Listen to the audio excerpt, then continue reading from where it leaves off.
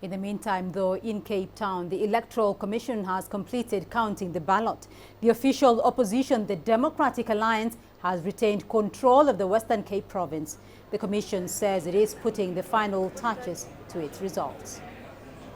That at the moment we are at the point of capturing, which is the final stage of the electoral process for us in the Western Cape. We are now dealing with exceptions on the result slips, just to make sure that everything is quality assured.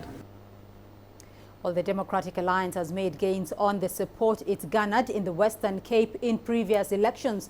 This time it has won more than 70% of the votes cast across the province.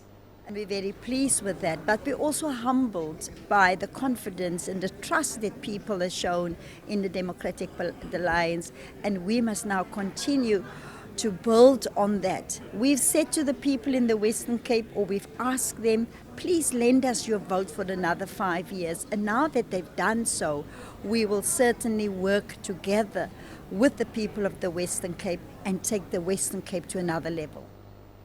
And the ANC in the Western Cape has conceded its defeat may be due to party infighting.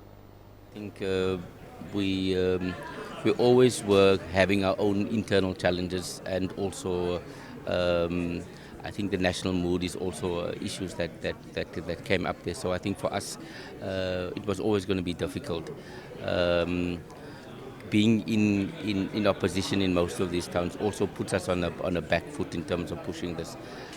We started our campaign late, and our internal challenges was also some of the issues that we raised. But I think we remain optimistic. In some areas we did gain ground, and I think that's important that we want to take back. Well, joining me now from Johannesburg in South Africa is Ivo Sarakinski. He's a political scientist at the University of the Witwatersrand. Ivo, thank you. Would you say, though, that these have been some surprise results there in South Africa? What is your assessment of the local elections there? I don't think there are any surprises. I think that everyone knew that the ANC was going to lose votes and that the opposition parties were going to get votes. The only real issues to focus on are the numbers that the opposition parties are able to turn out in their strongholds. And that has got a significance for the proportional representation side of this local government election. Well, Ivo, it's being said that these elections present a major test for the ANC. Why exactly is that so?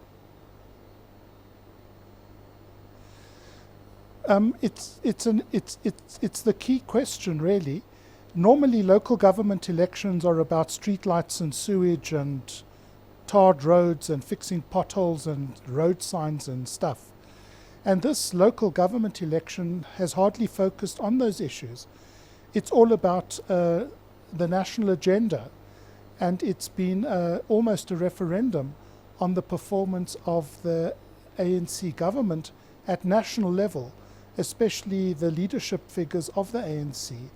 And I think that's really what the significance of this election is. The turnout in ANC strongholds is uneven to low. The turnout in opposition strongholds is really high. And maybe that's sending a message to the majority party. Well, the referendum, this could be some sort of referendum, as you put it, on the performance of the top leadership. But the dominance of the ANC in general, though, is appearing to be on a downward trajectory. What do you think the party is doing wrong, and how can it redeem itself exactly? Well, if we look at the 2014 national election, with a turnout of 75%, the opposition parties had much less representation and seats in provinces and national. So the turnout, I think, is what's really significant here. Low turnout favors the opposition parties, and that seems to be what's happened. So what does the majority party have to do? The infighting, the factions, the scandals, the leadership, all of that has to be addressed, and some serious decision making in terms of winning back the confidence of disaffected ANC voters. who I don't think have swung to the opposition parties, but who are certainly saying we're not happy. Right. Looking at the performance, though, of the DA and the EFF in these local elections, though, is it likely for South Africa to have alternative centers of political power free from apartheid-era attachments or links to the liberation struggles?